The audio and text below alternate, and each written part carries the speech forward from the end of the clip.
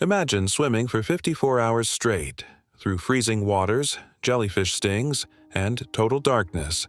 Now imagine doing it after surviving cancer. Sounds impossible, right?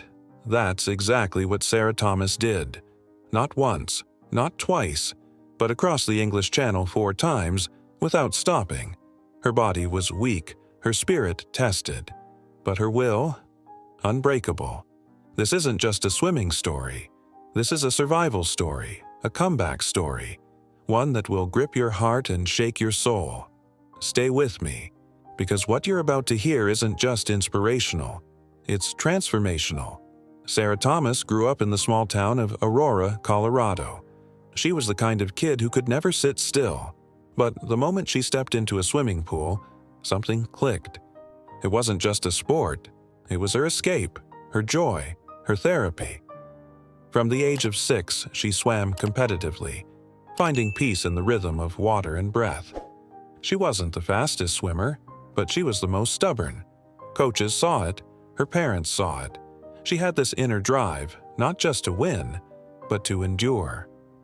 By the time she was in high school, Sarah was drawn to long-distance swimming. Not sprints, not races, but swims that went on for hours. It wasn't about medals, it was about something deeper: endurance, grit. She believed every stroke forward, even when painful, meant progress. She would train while others rested, swim extra laps while others dried off. She was known in her local swim club as the girl who could just keep going. She didn't care for glamour. She cared for grit. In college, she swam less competitively and focused on academics, but her love for water never faded. It lingered like a silent heartbeat in the background of her life, waiting to return. As she entered adulthood, Sarah didn't pursue Olympic dreams. Instead, she focused on ultramarathon swimming, an extreme sport where swimmers take on open-water challenges stretching across lakes, channels, even oceans. She tackled Lake Tahoe, then Lake Champlain, then the English Channel once, just once. Each swim tested her body and spirit. Hours upon hours of isolation, freezing water, hallucinations, and she loved it. In her own words, "It strips you down to your soul. You meet the real you out there." She began to crave the solitude, the vastness of nature, the feeling of being nothing and everything at the same time. She described it as meditation in motion, her strokes becoming like prayers. There was one swim where she was stung multiple times by jellyfish, barely able to move her arms. Her team signaled to pull her out. She refused. "I'm not done yet," she said. That phrase became her motto. "I'm not done yet." In 2017, just weeks after completing a 26-mile swim, Sarah discovered a lump. It didn't feel like much, but she got it checked. The news was swift and brutal. Breast cancer. Stage 2. Aggressive. Sarah was 35. An athlete, a swimmer, healthy, strong. Cancer doesn't care. The diagnosis shattered her world. She had spent her life building mental toughness, but nothing prepared her for this. Surgery followed. Then chemotherapy. Her long, dark hair fell out in clumps. Her muscles wasted. She couldn't even lift her arms some days, let alone swim. Her identity, tied to her physical strength, felt like it was being stolen. But something inside her refused to surrender. There were moments when she would sit by the pool, bald and broken, watching others swim, tears welling in her eyes. She wanted that back. Not just the water, but the feeling, the power. One night after a particularly grueling chemo session, she wrote in her journal, "I want to swim again, not for records, for my soul."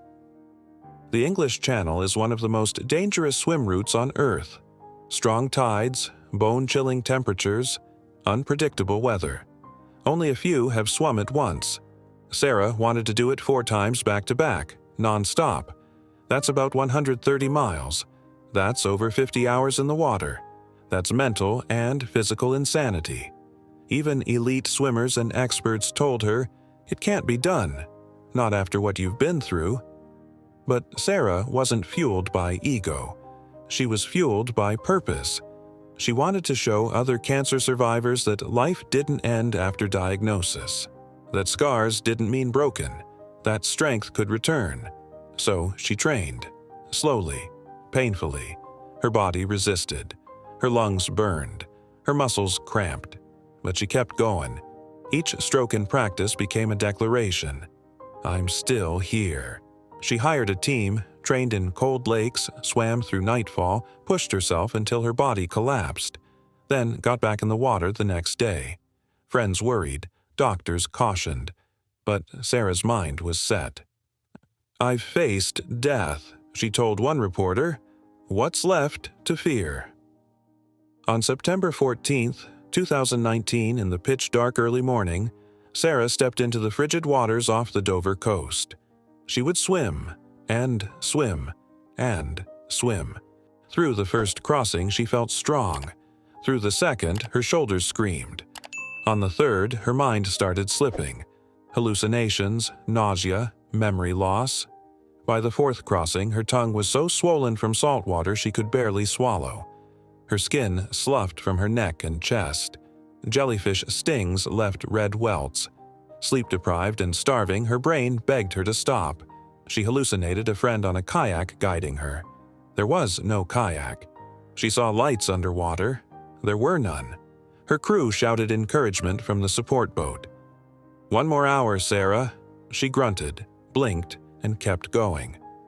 When she finally touched land in Dover after 54 hours and 10 minutes, history was made.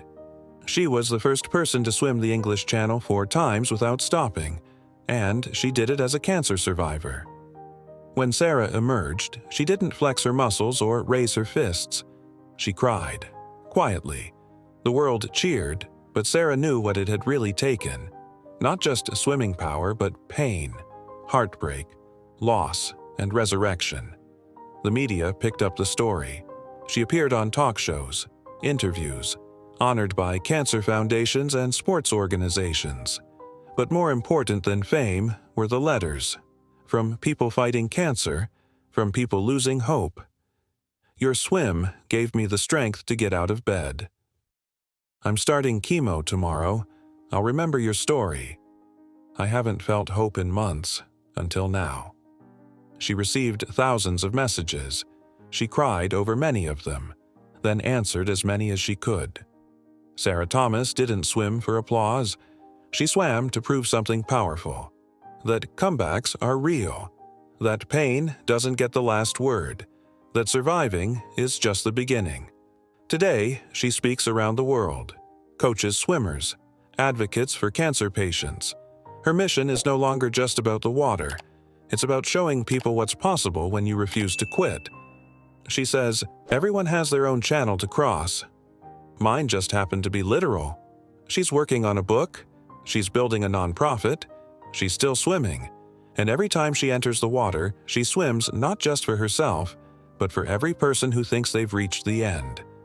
If Sarah's story moved you, even a little, don't keep it to yourself. Share this video with someone who's struggling, someone who needs a reason to keep fighting.